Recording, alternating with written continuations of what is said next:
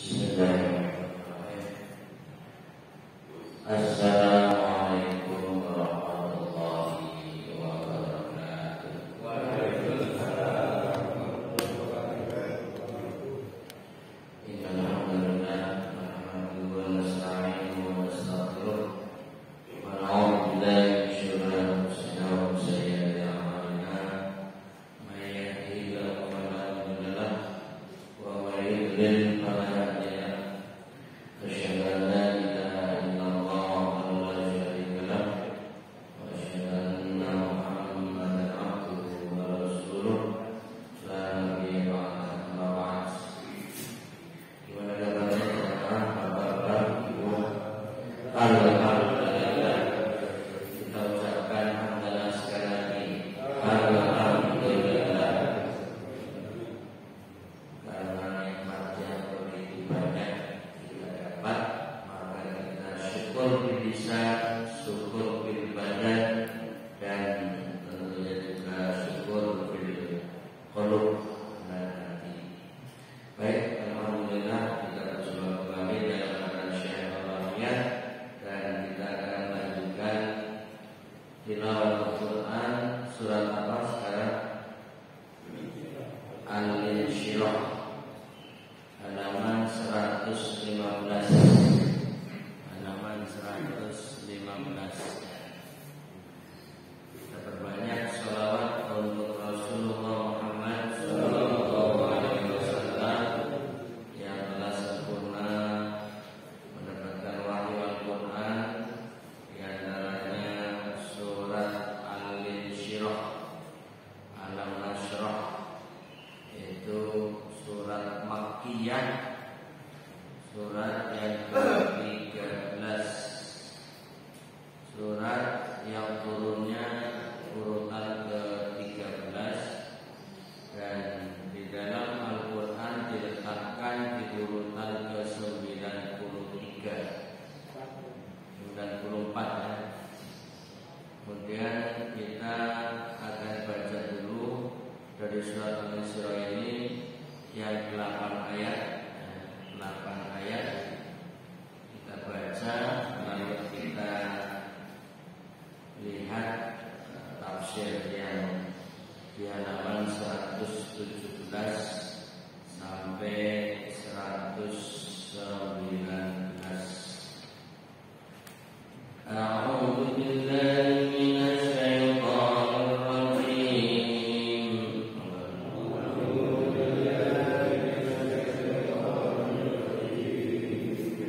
Bismillahirrahmanirrahim.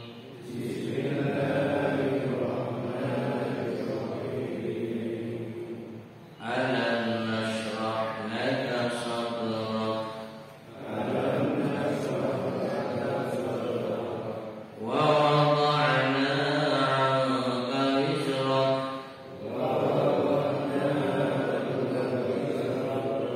alladhi anqadha dhahrak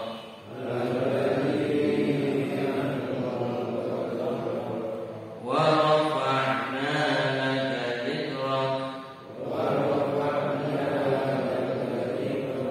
fa inna ma'al 'usri yusra inna ma'al 'usri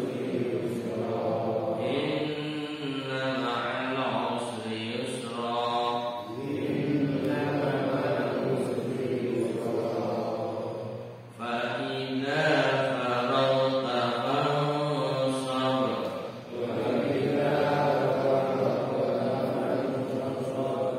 wa ila rabbika farghab.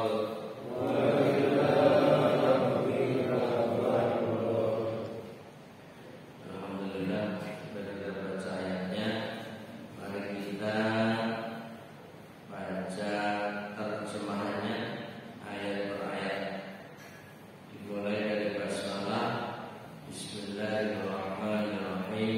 Dengan nama Allah yang Maha Pemurah lagi Maha Penyayang. Ayat 1, Alam Nashrah laka sadrak. bukankah kami telah melapangkan untukmu dadamu? Ayat 2, wa wada'na 'anka wizrak, dan kami telah menghilangkan daripadamu bebanmu. Ayat 3, alladzi anqadha dhahrak, yang memberatkan punggungmu. Wa rafa'na laka dzikrak, dan kami tinggikan bagimu sebutan namamu. Ayat 4, ayat 5, fa inna ma'al usri yusra, karena sesungguhnya sesudah kesulitan itu ada kemudahan. Ayat 6, inna ma'al usri yusra, sesungguhnya sesudah kesulitan itu ada kemudahan. Ayat 7, fa idza faragta fansab, maka apabila kamu telah selesai dari suatu urusan, kerjakanlah dengan sungguh-sungguh urusan yang lain. Ayat 8, ayat terakhir, wa ila rabbika farghab, dan hanya kepada Rabbmu lah hendaknya kamu berharap. Demikian terjemahan dari surat Al-Insyirah. Kemudian kita masuk pada syarat mufradat terlebih dahulu, bahwa ayat ini diawali dengan pertanyaan, yaitu huruf istifham a, yang artinya apakah. Kemudian lam nasrah, ya, belum melapangkan, kami belum melapangkan. Nah, ini kita lihat dulu, alam nasrah laka sadrak. Ya, walaupun ini pertanyaan, kemudian pertanyaan yang istifham ingkar. Jadi istifham yang untuk mengingkari, yaitu bukankah kami telah melapangkan dada dengan cahaya dan petunjukan. Ini pertanyaan khusus yang ditujukan kepada Nabi Muhammad SAW. Coba lihat di bawah ada angka 7. Di situ ditulis di halaman 116, lafal alam, ya, yaitu sebenarnya bukan alam, tapi a-nya itu, tapi disambungkan dengan lam menjadi alam. Jadi a asal usul katanya apakah, lam belum atau tidak. Nah, ini lafal a dan lam, tapi yang a ini menunjukkan kata tanya. Jadi yang kata tanya itu hanya a-nya saja, atau dalam istilah Arab namanya istifham, yang di sini menunjukkan makna takrir. Maaf, tadi saya sempat mengatakan istifham ingkari, itu salah. Tapi di sini disebutkan takrir, ya, yaitu untuk menetapkan. Jadi ada pertanyaan yang butuh jawaban, ada pertanyaan yang sebagai penetapan, ada pertanyaan yang sebagai penolakan. Nah, ini bahasa Arab luar biasa, bertanya tapi tidak selamanya untuk mendapatkan jawaban. Di sini bertanya tapi untuk menetapkan, disebut istifham takrir. Kemudian istifham atau kata tanya menunjukkan menanya tentang sesuatu yang belum diketahui. Sedangkan Allah Subhanahu wa taala ketika mengajukan pertanyaan di dalam Al-Qur'an bukan untuk meminta jawaban, karena sesungguhnya Dia Allah Maha mengetahui segalanya. Hanya Dia sengaja mengajukan pertanyaan itu untuk memberitahukan kenikmatan yang telah dilimpahkannya kepada hamba-hambanya.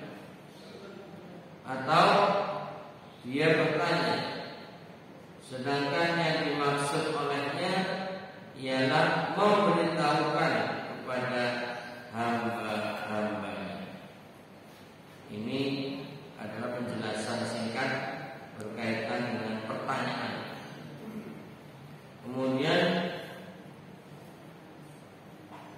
penjelasan berikutnya adalah wa wada'na, kami telah meletakkan atau meringankan wizroka al-wizr, artinya beban yang berat, baik material maupun spiritual. Kemudian al-qadha, memberatkan punggungmu dan melelahkannya. Ya, saya sedikit keluar dulu dari saraf mufradat menuju tambahan keterangan. Mungkin kita lompat dulu ke halaman 117 bahwa penjelasan dan pelajaran surat ini dimulai dengan khitab atau perintah yang ditujukan langsung kepada Nabi Muhammad SAW. Jadi sekilas, ini di luar buku, sekilas ayat ini khusus untuk Nabi. Ayat ini sifatnya komunikasi langsung antara Allah dengan nabinya Muhammad SAW. Jadi seperti ada beban yang diderita Nabi, ada problem yang dialami Nabi, ada masalah yang sedang Nabi rasakan. Bahkan disebutkan ayat ini menceritakan bahwa Nabi Shallallahu Alaihi Wasallam, lihat di bawah ayat Alam Nasrah Laka Sadrak halaman 117. Ayat ini menceritakan bahwa Nabi Shallallahu Alaihi Wasallam pada awal mulanya berada dalam kesempitan jiwa. Ya, ini sebagai informasi bahwa berdakwah itu penuh dengan tantangan. Mengajak kebaikan itu tidak selamanya ringan. Terkadang berat dan resikonya tinggi.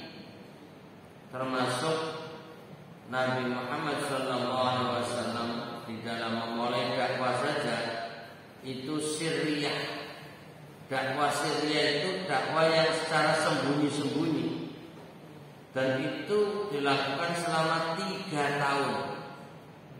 Karena situasi dan kondisi sikonnya belum memungkinkan untuk mengajak orang bertauhid la ilaha illallah Muhammadur Rasulullah.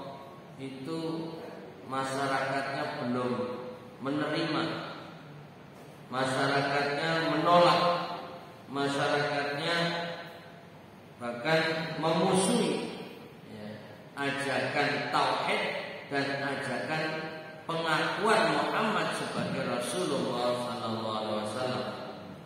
Dan itu terus berlangsung dari waktu ke waktu apalagi ketika Nabi berdakwah secara jahriyah, secara terus terang, itu lebih dapat tantangan dan rintangan. Kita sudah membaca surat Al-Lahab, ya, bagaimana Abu Lahab dan juga istrinya yang dipanggil Ummu Jamil, yang keduanya selalu memusuhi Nabi Muhammad SAW. Padahal boleh dibilang masih kerabat, masih keluarga, paman, ya, om, tapi bukan omikron, om. Itu artinya sekalipun orang dekat tidak selamanya mendukung, ya, bahkan menjadi penghalang, ya, musuh. Dan itu terus berlanjut sampai akhirnya Nabi diberi hiburan, diberi waktu refreshing. Ini kita lompat jauh dari cerita, dari apa yang ada, yaitu Al-Isra wal Mi'raj.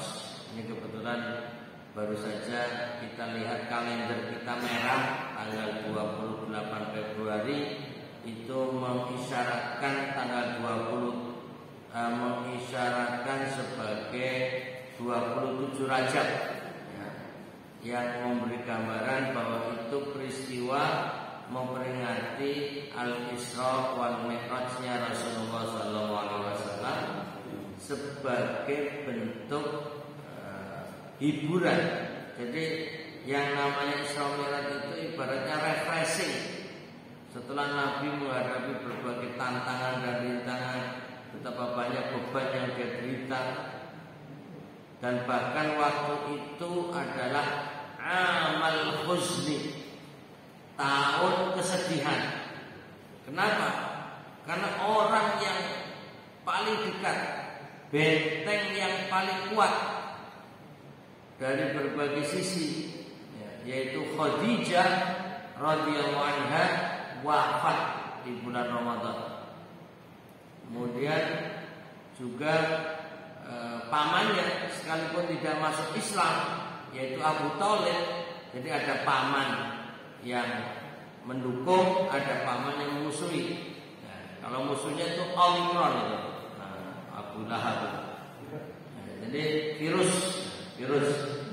Sementara Abu Thalib ini sekalipun juga tidak masuk Islam sampai akhir hayatnya, tapi bagi Nabi tetap dianggap bagaikan pahlawan karena benteng untuk melindungi dakwahnya. Yang unik, Abu Thalib itu tidak mau masuk Islam, tapi mendukung, melindungi, menjaga. Dan ini satu kenikmatan tersendiri bagi Rasulullah SAW. Namun mereka berdua, Abu Thalib dan istri Rasulullah SAW, Khadijah, wafat. Ini adalah amal husni, tahun kesedihan, sehingga dihilangkan beban kesedihan itu, diajak jalan-jalan, satu ke Palestina, dua ke Sidratul Muntaha, nggak tanggung-tanggung. Jadi tempat wisatanya itu tingkat tinggi, bahkan transit ke 7 langit. Luar biasa.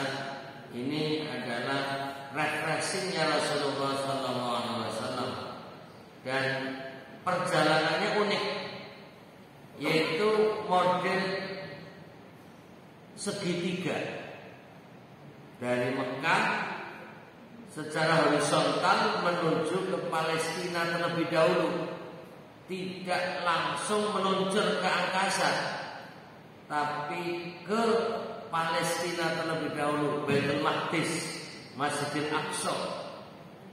Kemudian dari sanalah meluncur ke angkasa, ke Sidratul Muntaha. Tapi pulangnya enggak ke jalur tadi, berangkatnya jalur lain. yaitu turun langsung pulang ke Mekah. Maka kita bayangkan bagaimana perjalanan Nabi secara horizontal baru vertikal dan membentuk segitiga. Ini yang luar biasa. Jadi perjalanan Isra Mi'raj Nabi itu memberi gambar segitiga. Mekah, Palestina, Sidratul Muntaha, Mekah itu membentuk segitiga. Apa maknanya? Ya kita hanya sifatnya mengambil hikmah dan pelajaran. Maknanya ini untuk menggambarkan bahwa dakwah Rasulullah Muhammad SAW dan dakwah para nabi yang pernah tinggal di Palestina itu satu paket, satu keterkaitan, satu dengan yang lain, satu misi. Jadi dakwah Nabi Muhammad SAW dan dakwah para anbiya, para rasul yang di Palestina itu hakikatnya satu, tidak ada perbedaan. Baik itu Nabi Musa, Nabi Isa, dan nabi-nabi lainnya itu sama. Kemudian titik sentralnya adalah Allah Ta'ala. Maka menuju ke Sidratul Muntaha di sanalah titik komando dalam misi dakwahnya.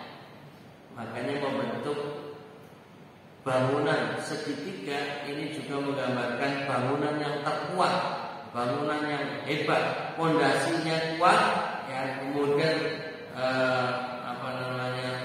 lancip ke atas, dan ini satu komando, titik temunya adalah Sidratul Muntaha. Sekaligus ini memberi isyarat agar umat harus saling menguatkan, saling bergandengan, saling mengukuhkan, saling mengokohkan, jangan berpecah belah, jangan mudah terpengaruh oleh provokasi propaganda pihak lain. Karena hakikatnya agama ini satu dan juga saling menguatkan. Ini hanya sifatnya analisis hikmah dari perjalanan Isra Mi'raj. Yang dikaitkan dengan ayat ini adalah sadrak, yakni alam nasrah laka sadrak.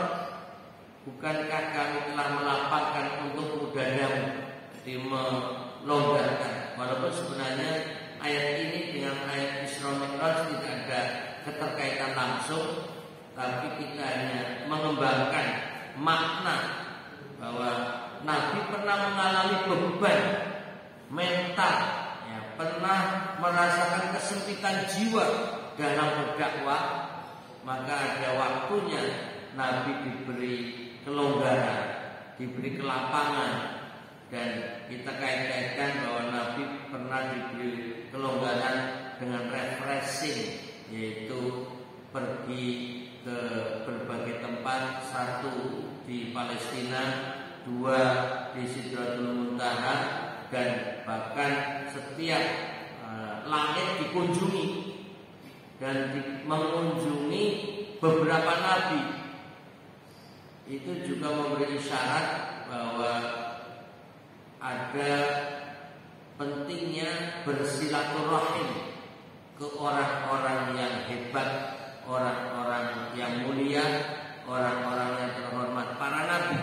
Dari Nabi Adam di langit 1, Nabi 2, ada langit 2 Nabi Yahya dan Isa, ya, ada langit 3 yaitu Nabi Yusuf dan seterusnya. Itu terus mengunjungi.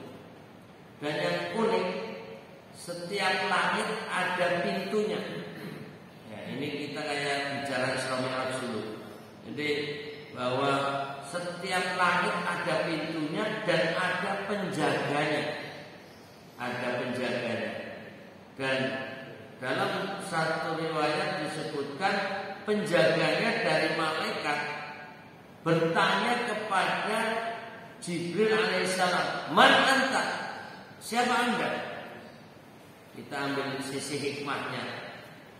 Penjaga itu dalam bahasa kita istilahnya apa? Satpam. Ya kan? Penjaga itu istilahnya satpam. Maaf, ini hanya istilah saja. Jadi ada malaikat yang bertugas menjaga ibaratnya satpam langit, tapi kelasnya malaikat. Yang mau lewat siapa? Jibril. Statusnya apa? Komandan para malaikat. Satpam ini menghentikan komandannya. Luar biasa, yaitu Jibril alaihissalam.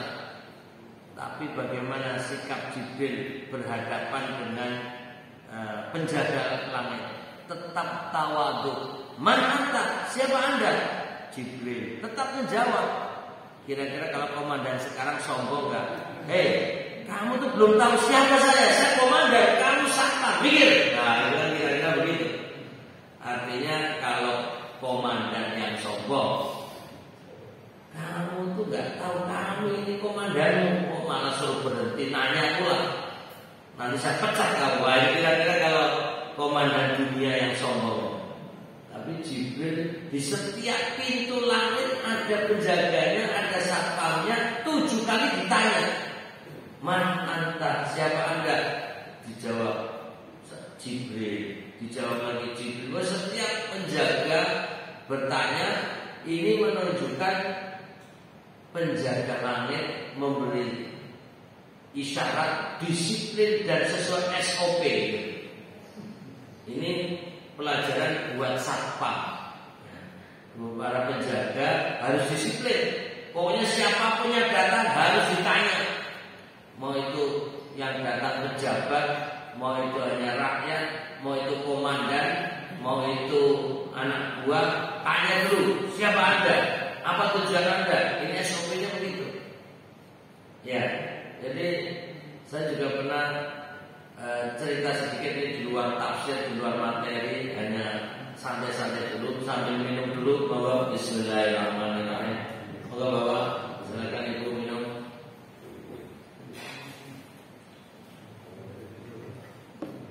Pernah mau datang ke suatu tempat yang sebenarnya sudah komunikasi dengan ini direkturnya, pimpinan tertinggi di perusahaan itu. Lalu SOP satpam di perusahaan itu ketika saya datang menanyakan siapa bapak, ya saya sebutkan apa keperluan bapak, saya katakan mau ketemu direktur.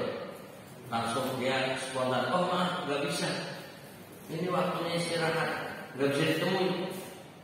Jadi artinya bahwa satpam memang harus begitu.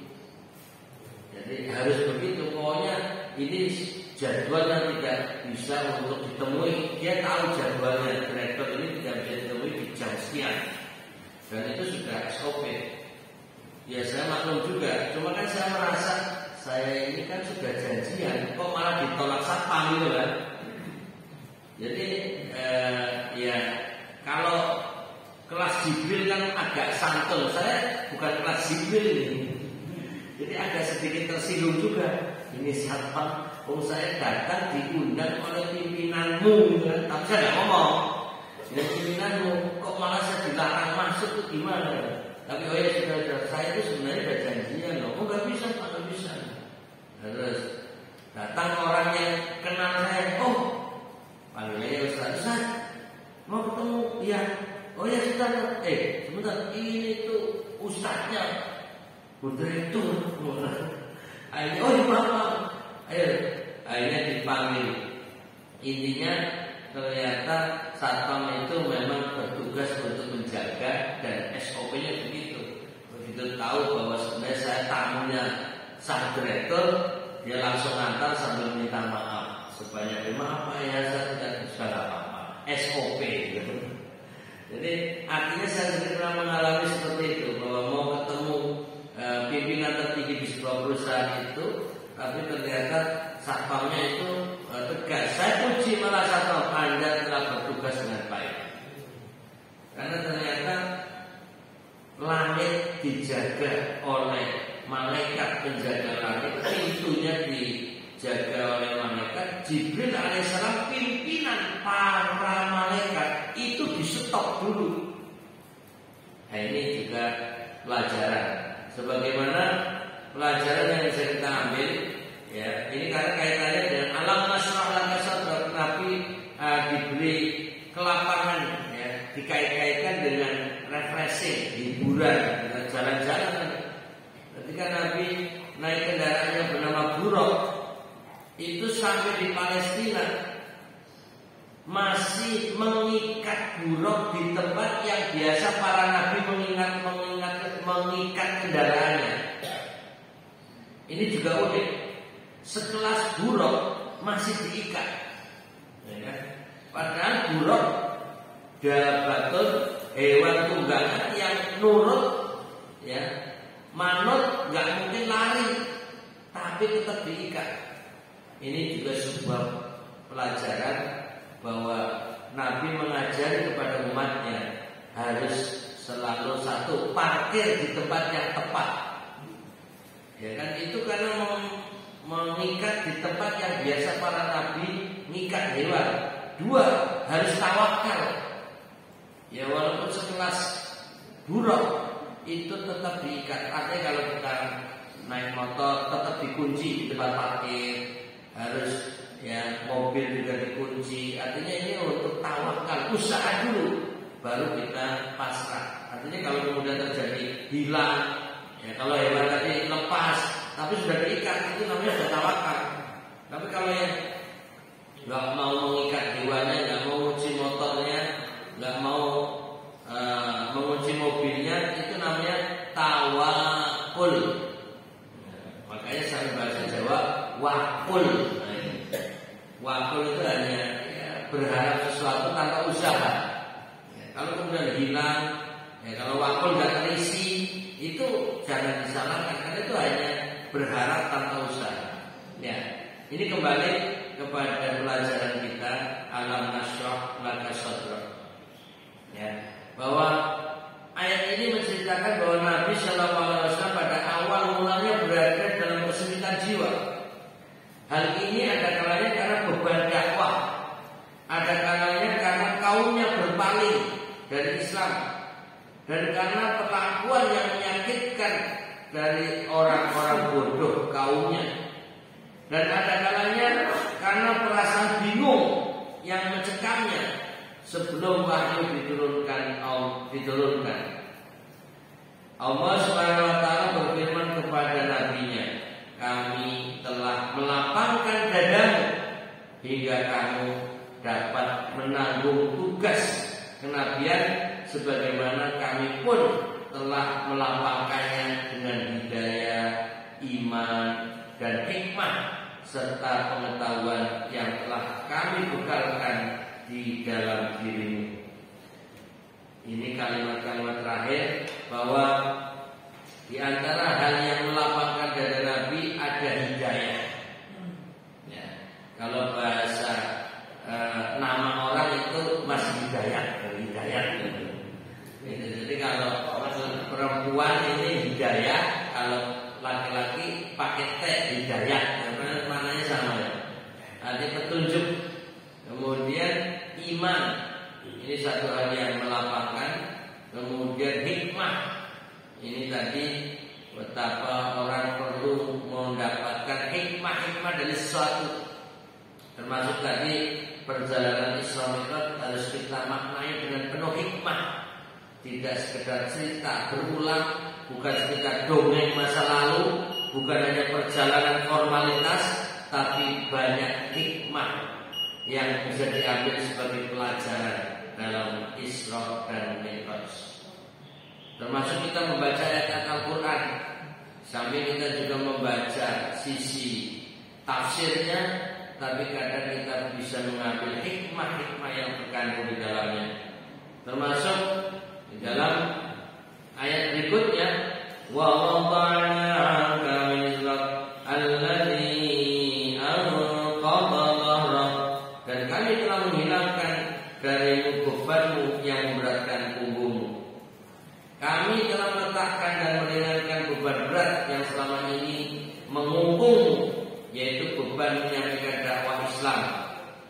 Ini juga perlu kita ambil hikmah dan pelajaran, mengajak kebaikan itu kadang sebagai beban. Dalam arti kalau ditentang, kalau dilawan, kalau dimusuhi. Kita bersyukur di Masjid Baitul Syukur ini ya, penuh dengan respon positif. Jamaahnya subuh pun hadir dengan semangat, menerima dengan baik untuk kajian, untuk pengajian, untuk jamaah, untuk sholat, untuk ibadah. Ini kita bersyukur. Karena di awal-awal dakwahnya Nabi, jangankan sholat subuh berjamaah, baru mengajak kebaikan saja ditangkap, baru mau mengajak untuk bertauhid saja disakiti, dan seterusnya, penuh dengan tantangan dan rintangan. Karenanya kalau kita menengok sejarah masa dakwah Rasulullah di awal-awal di Mekah, kita harus banyak bersyukur. Alhamdulillah. Banyak kemudahan, banyak kelonggaran, ya sedikit tantangan dan rintangan. Ini kalau kita baca ayat-ayat seperti ini, biar kita tambah bersyukur. Kalau kita baca ayat berikutnya, ayat 4, ya, yaitu wa rafa'na laka dzikrak, halaman 118, dan kami tinggikan bagimu sebutan namamu. Nah, di dalam azan itu ada asyhadu anna Muhammadar Rasulullah, dan sesungguhnya ya, aku bersaksi bahwa Muhammad adalah utusan Allah. Ini nama Muhammad dikumandangkan dalam azan. Ini ditafsirkan sebagai nama Muhammad ditinggikan. Kok sampai ada orang yang suruh mengurangi volumenya? Nah, ini yang perlu ditinjau ini.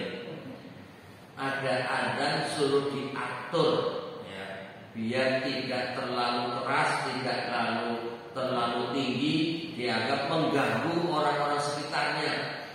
Bahkan diisukan ini disamakan dengan gonggongan anjing. Nah, ini bahaya. Ini kok sampai ada yang menyamakan seperti itu. Ini kan aneh tapi nyata. Terlepas ada yang membela itu hanya plesetan, itu hanya editan dan lain sebagainya. Tapi tetap kita juga tidak sepaham, tidak setuju kalau ada sampai suara azan yang di situ lafal Allah, tauhid, lafal Muhammad, Rasulullah kok seperti dibatasi. Tidak boleh tinggi-tinggi, tidak boleh dikeraskan, takut mengganggu. Ini dalam rangka toleran. Loh, pertanyaannya, orang-orang yang biasa hidup di sekitar masjid sudah harus siap mendengar azan. Mau itu yang muslim, mau yang non-muslim, orang yang percaya atau tidak percaya, kalau rumahnya dekat masjid ya harus siap siaga, selalu mendengar kumandang azan. Ini resikonya. Sebagaimana orang kok rumahnya dekat bandara, ya siap-siap aja akan selalu mendengarkan take off-nya pesawat. Jangan, pesawat, kamu jangan keras-keras suaranya, ya gak bisa. Memang pesawat ya seperti itu. Maka resiko rumah di samping atau dekat bandara ya akan selalu mendengarkan bisingan suara pesawat. Atau dekat terminal, ya jangan marah dengan suara-suara gaduhnya orang-orang ikut di terminal, orang suara kendaraan-kendaraan di terminal. Atau rumahnya di samping bengkel motor, jangan marah sama pemilik bengkelnya. Kalau nyervis motor jangan ngegas-ngegas, ya nggak bisa. Wong namanya nyervis kan ada uji coba suara gitu kan. Ya memang itu uji coba, langsung peraturan bagi tukang servis motor. Ya nggak bisa begitu. Masa harus diatur sedemikian rupa? Ya memang itu sudah berjalan alamiah. Jadi kenapa harus sibuk-sibuk urus buat aturan-aturan segala? Selama orang-orang di sekitarnya juga aman-aman saja. Ya mungkin itu cari pekerjaan kalau belum ada tugas mungkin itu. Kita mohon maklumlah kepada mereka yang belum punya banyak tugas sehingga nyari-nyari kerjaan bikin aturan-aturan yang ya sudah berjalan selama ini aman-aman saja. Justru karena dibuat aturan jadi gaduh gitu. Jadi malah menimbulkan kegaduhan di tengah masyarakat. Nah ini, ya monggo lah, itu memang kondisi kita kadang semacam ini. Jadi mesti bikin gaduh-gaduh. Ya, yang semestinya aman-aman saja, tapi malah dibikin kegaduhan. Nah ini ayatnya untuk menggambarkan ujian untuk Rasulullah SAW. Kembali ke ayat, wa rafa'na laka dzikrak, dan kami tinggikan bagimu sebutan namamu. Ya. Pengertian kata meninggikan dalam ayat ini dapat diartikan secara konkret, dapat pula diartikan secara abstrak, seperti kedudukan dan derajat yang tinggi. Jadi nama Nabi Muhammad SAW dalam arti konkret memang posisinya tinggi, dimuliakan. Ya. Waktu ayat ini turun sebelumnya belum sebagai tokoh yang populer. Nabi Muhammad SAW malam masih dapat tantangan dan rintangan. Tapi seakan ayat ini ketika turun sebagai harapan, ya, sebagai harapan karena ini Makkiyah. Sementara seperti Nabi menjadi tokoh, menjadi pemimpin yang tertinggi itu di Madinah. Artinya ayatnya turun menggambarkan kelonggaran dada, menggambarkan pujian namanya ditinggikan, itu belum langsung terwujud. Jadi ayat turun, tapi kenyataannya belum waktu itu. Karena ayatnya Makkiyah, tapi Nabi merasakan kelonggaran dada saat Isra Mi'raj itu di Mekah, tapi tahun ke-10 kenabian. Sementara ayat ini di awal-awal kenabian. Jadi seringkali ayat turun tapi belum terjadi peristiwanya. Maka konkretnya itu dalam perjalanannya. Oh, lalu Nabi dapat Isra Mi'raj, itu bagian daripada janji Allah, alam nasrah laka sadrak. Kemudian di dalam ayat 4 wa rafa'na laka dzikrak. Ini konkretnya ketika nama Nabi Muhammad dikumandangkan dalam azan. Itu juga termasuk bagian menunjukkan namanya dikumandangkan di mana-mana, di angkasa terdengar. Atau konkretnya Nabi pun diposisikan sebagai pemimpin tertinggi. Itu setelah Nabi berjuang sekian lama, setelah berdakwah sekian panjang, dan itu sudah di Madinah. Maka ini juga menginspirasi kita. Kadang kita berdoa, berharap, ya tidak mesti langsung dapat jawaban atau sebuah bahasa-bahasa motivasi, ya, tapi tidak mesti langsung saat itu mendapatkan apa yang diharapkan. Atau seperti harapan-harapan, kalau ya kita rajin ibadah maka nanti akan dapat keberkahan. Ya tidak mesti langsung kita merasakan. Ini sebuah proses, ya, sebuah proses. Jadi apa janji-janji Allah itu ada yang bisa langsung kita rasakan, tapi ada yang mungkin tertunda, bahkan bisa baru dapat di akhirat nanti. Ini juga sebagai gambaran ayat-ayat yang sedang kita baca adalah untuk Nabi Muhammad SAW di awal-awal Nabi dakwah. Karena surat ini kalau kita tengok itu surat yang ke-13 turun di Mekah. Ini dari 85 surat, ya, karena Makkiyah itu ada 85 surat. Berarti urutan yang pertama. Sementara masih kondisinya sangat tertekan. Jadi ingin saya katakan bahwa ayat ini, ya, memberi harapan-harapan kepada Nabi bahwa akan merasakan dada yang longgar, akan disebutkan nanti namanya yang tertinggi,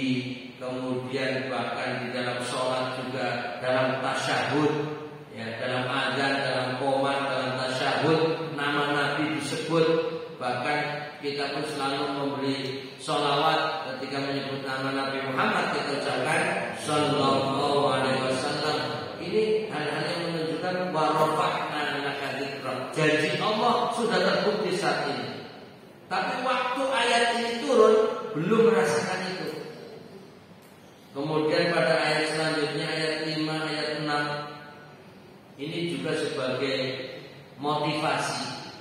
Fa inna ma'al usri yusra, inna ma'al usri yusra. Karena sesungguhnya sudah kesulitan itu ada kemudahan.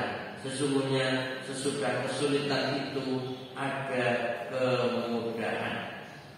Ini juga sebagai motivasi khusus kepada Nabi Muhammad SAW, dan kita ambil pelajaran dari ayat ini. Al-Quran mengukuhkan adanya kemudahan sesudah kesulitan melalui lafaz inna yang artinya sesungguhnya. Kemudian pengukuhan ini diperkuat pula dengan diulanginya kalimat itu 2 kali, maksudnya untuk melenyapkan keraguan-keraguan. Ini bahasa Al-Quran bahwa inna ma'al usri yusra, sesungguhnya sesudah kesempitan itu ada kemudahan. Itu satu. Lalu diulangi lagi, inna ma'al usri yusra, sesungguhnya sesudah kesempitan itu ada kemudahan. Ini juga kita ambil pelajaran bahwa tidak selamanya kita hidup ini akan susah terus. Ya mungkin susah ekonomi, pada suatu saat akan lapang ekonomi. Mungkin saat ini sakit dirasa, pada suatu saat akan sehat yang didapat. Dan terus apapun. Jadi di balik kesusahan, di balik problem pasti ada solusinya, ada kemudahan. Makanya mengatasi masalah tanpa masalah. Nggak usah pergi ke sana. Jadi artinya sesuatu masalah pasti diatasi, pasti ada solusi. Ini adalah motivasi sampai bahasa Al-Quran meyakinkan inna ma'al usri yusra, diulang 2 kali. Dan saat ayat ini turun, Nabi sendiri masih menghadapi beban, masih menghadapi problem, masih menghadapi kesulitan, kesusahan. Tapi diyakinkan oleh Allah, fa inna ma'al usri yusra, inna ma'al usri yusra. Dan baru nanti Nabi merasakan kemudahan-kemudahan itu di perjalanan waktu. Ini ayat Makkiyah, dan baru merasakan kelonggaran, kemudahan itu di saat Nabi di Madinah. Betapa lamanya waktu perjalanannya itu. Artinya dakwah Nabi 13 tahun di Mekah penuh tantangan dan rintangan. Dan bahkan begitu pindah ke Madinah, hijrah tahun pertama terjadi ada peperangan yang namanya perang Badar. Kemudian tahun kedua diserang oleh musyrikin, yaitu terjadi perang Uhud. Tahun ketiga diserang lagi, didatangi oleh orang-orang kafir Mekah dengan pasukan-pasukan hebatnya, yaitu kemudian terjadi perang Khandaq, perang Ahzab, itu tahun ke-4. Ya, artinya tahun pertama ada problem karena harus mempersatukan umat. Kemudian tahun kedua perang Badar, tahun ketiga perang Uhud, tahun keempat ada perang Khandaq. Ini artinya Nabi masih tetap mendapat problem. Baru nanti merasakan ya inna ma'al usri yusra, ayat ini dirasakan bahwa di balik kesulitan ada kemudahan, itu di akhir-akhir dakwah Nabi. Ini juga pelajaran buat kita bahwa perjalanan hidup kita kadang banyak tantangan, banyak rintangan, banyak masalah, banyak problem. Jangan bersedih dan jangan putus asa. Bahasa ayat Qur'annya, bahasa Arabnya apa? La tayasu. Jangan pakai telinga Jawa loh ini. Yaitu la jangan, tayasu putus asa. La tayasu janganlah putus asa min rauhillah, dari rahmat Allah. Jadi ini sebagai bahasa motivasi, tapi jangan mendengarkan dengan telinga Jawa loh ya. Jadi artinya untuk motivasi biar kita tetap yakin, tetap istiqomah, tetap tegak. Jangan sampai kita sebagai umat Islam stres menghadapi problem hidup di dunia ini. Kita harus selalu berwajah berseri-seri, harus berlapang dada, mudah menghadapi masalah dengan mengatasi masalah tanpa masalah, penuh kebahagiaan kita hadapi dengan ketenangan, dan termasuk kita akhiri materi ini dengan kebahagiaan. Fa idza faraghta fansab wa ila rabbika farghab. Maka apabila kamu telah selesai dari suatu urusan, kerjakanlah dengan sungguh-sungguh urusan yang lain, dan hanya kepada Rabb-Mu lah hendaknya kamu berharap. Sekalipun ini pengajian selesai, bukan berarti selesai segalanya. Pulang dengan tenang dan hadapi pekerjaan baru dengan sungguh-sungguh. Selamat bertugas, selamat bekerja dengan tetap semangat, dan mudah-mudahan mengharap ridho Allah Ta'ala. Semangat Bapak Ibu? Mana semangatmu? Kurang kompak. Sebelum pulang biar semangat itu loh. Faida farota fansab. Saya ulangi lagi. Mana semangatmu? Ini semangatku. Yang kiri. Mana semangatmu? Ini. Dua tangan. Mana semangatmu? Ini. Takbir. Nah, begitu. Faida farota fansab. Wa ila rabbika farghab. Shadaqallahul adzim. Akhirul kalam. Subhanakallahumma wa bihamdika asyhadu an la ilaha illa anta astaghfiruka wa atubu ilaik. Assalamualaikum warahmatullahi wabarakatuh. Sebelum kita pulang ada satu pesan, yaitu mari kita berdoa untuk Ibu Hajah Kastini yang sakit. Mudah-mudahan beliau yang ini sakit, yang mudah-mudahan sakit sepuh ini diberi kemudahan, diberi keringanan, diberi kebaikan. Karena itu beliau yang sedang sakit di rumah, ya, ibunya Pak Budi, ya, mudah-mudahan beliau tetap istiqomah, dan Pak Budi dan keluarga juga tetap sabar menghadapi berbagai problem, dan mungkin harus merawat dengan maksimal. Yang beliau lahir tanggal 22 Agustus 1936. Yusuf 85. Ya, baik, mudah-mudahan tetap kondisinya baik dan istiqomah. Mari kita doakan.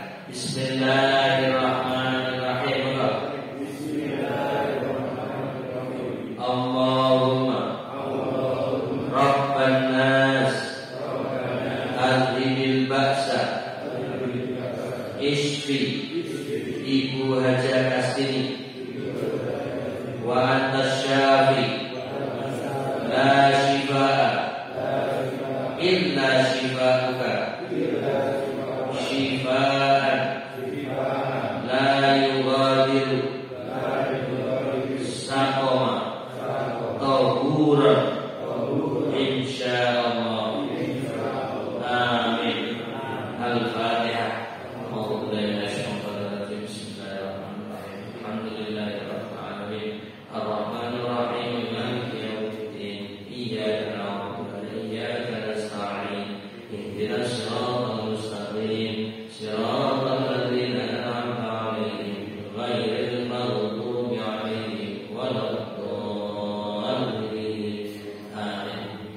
Syukran katsiran wa jazakumullahu khairan atas doanya, karena doa kita terkabul.